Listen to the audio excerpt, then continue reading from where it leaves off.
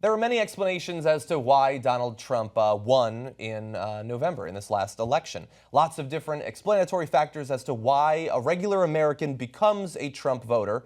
And one very popular one is that economic concerns, economic insecurity, concerns over globalization, that is the most important thing. Forget this deplorable stuff, regardless of Trump's rhetoric and the actions of some of his supporters. It's just the economy, stupid.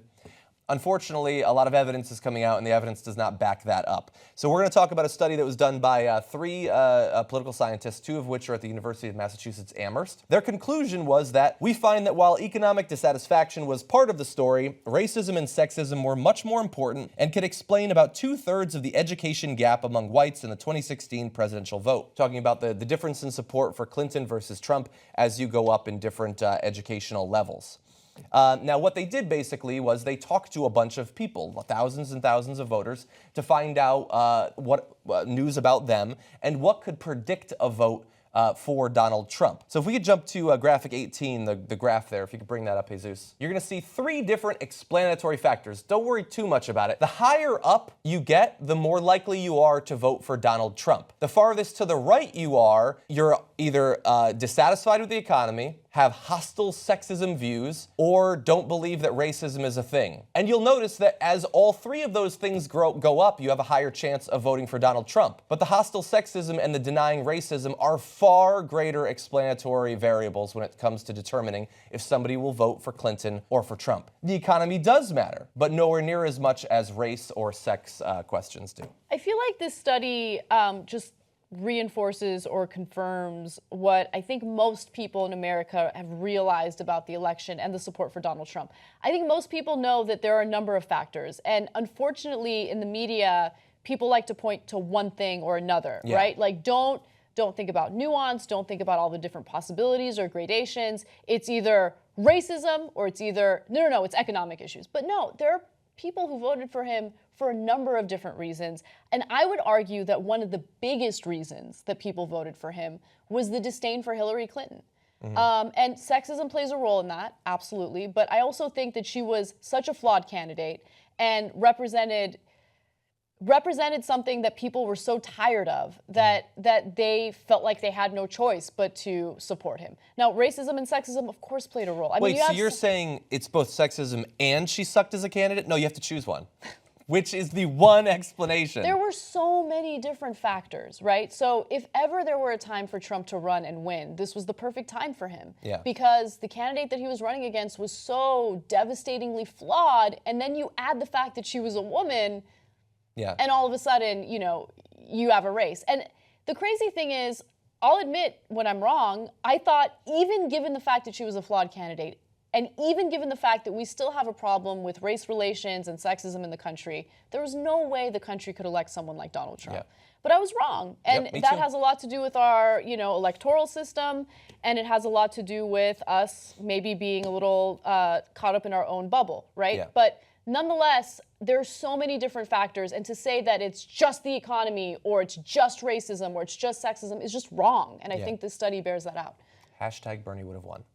Yeah, look, I understand basically why people try to do this trick where they tell you, stop thinking, just look at this one variable that I want you to focus on. It's because either that's the one thing that they're comfortable talking about, or they have an agenda going forward that relies on you only focusing on that thing.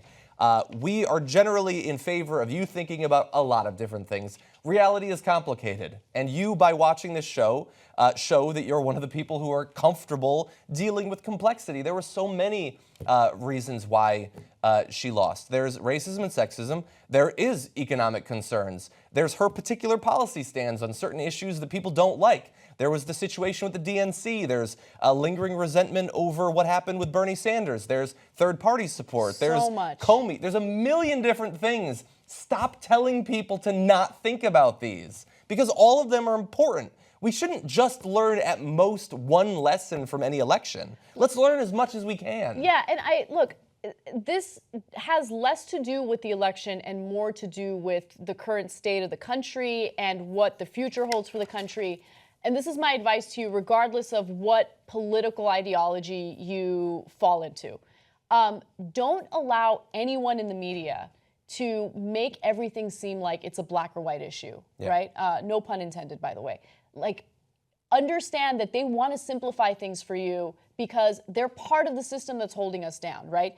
Dumb down the population, make them think about things in a really, really, negatively minimalistic way. Yeah. And that way, while they're distracted by these nonsense debates, we can go ahead and keep selling our ads. Congress can keep doing what they're doing with selling federal lands and all the stories that they find unsexy, right? Yeah. And nothing changes. In fact, things have gotten worse. Yeah. And it's because we keep being told over and over again to not think. Yeah. Think. There are a number of factors. Think about the nuances and the gradations. Again, it doesn't matter if you're a Democrat or Republican. I don't care. Don't let them, run the narrative of what's really going on. Yeah, and you're totally right. They answer to their need for the ad revenue, but also understand that as online media gets bigger and bigger, many in the online media will not be immune to that. Yeah. They want ad revenue too. I mean, Alex Jones needs to get those disaster seed companies to give him his paychecks, and so he will push narratives that gets you to do that. And people who want YouTube ad revenue, if getting you to close your eyes and be dumbed down and filled with resentment and apathy gets them enough viewership that they get ad revenue, they will push for that. Now, a little bit more from this, because I want to talk about basically why it matters that these factors were actually there. So I'm going to jump ahead to graphic 20.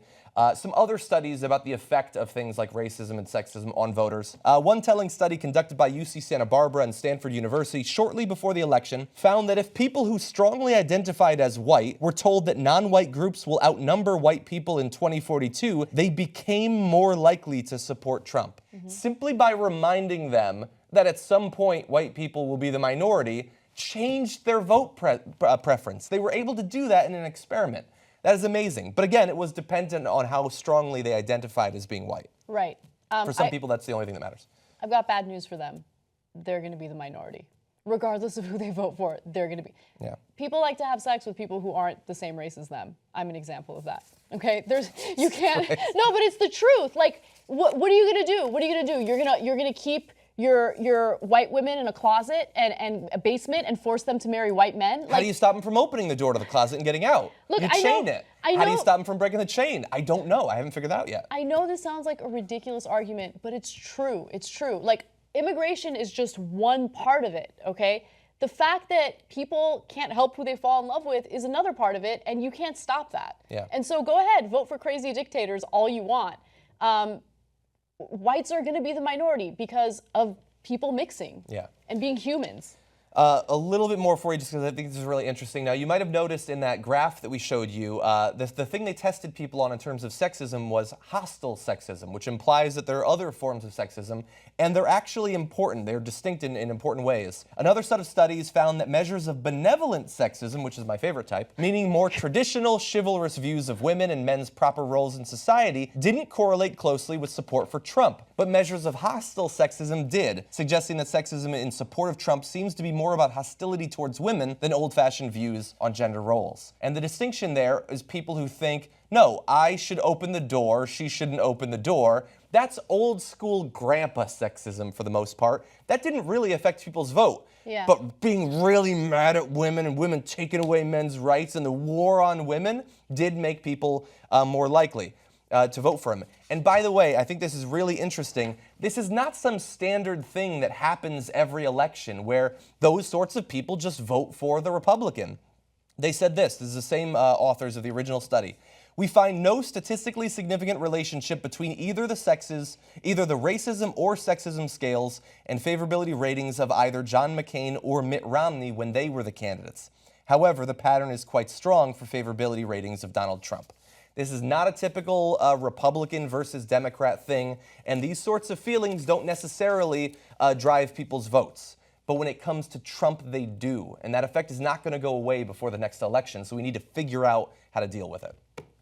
We'll see.